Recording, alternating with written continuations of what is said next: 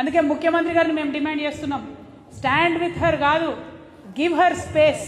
ఇది మా జాగృతి విధానం ఉంటుంది, ఇది మా జాగృతి నినాదం ఉంటుంది. మీరు తప్పు చెప్తున్నారు. ఇవాళ ముఖ్యమంత్రి స్థాయిలో ఉన్నటువంటి మీరు మహిళలను అవమానపరిచే విధంగా, పురుషులు ఉండి నిలబడి కాపాడితేనే మహిళలు ముందుకు పోతారన్న విధంగా మాట్లాడడాన్ని జాగృతి తీవ్రంగా ఖండిస్తుంది.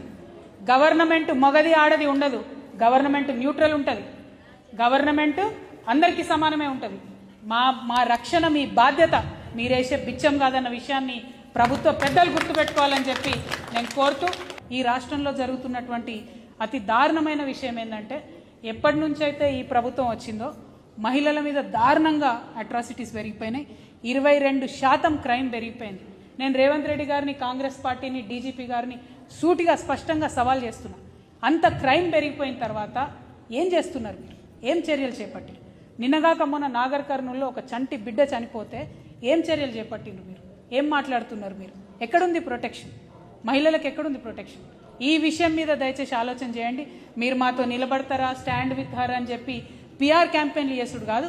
క్రైమ్ రేట్ తగ్గించండి, పోలీసింగ్ పెంచండి, బస్సులు పెంచండి, ఫ్రీ బస్ ఇచ్చుడు కాదు, ఫ్రీ ఎడ్యుకేషన్ ఇవ్వడానికి ఆలోచన చేయండి అని చెప్పి ముఖ్యమంత్రి గారిని, కాంగ్రెస్ ప్రభుత్వాన్ని నేను డిమాండ్ చేస్తూ ఉన్నాను.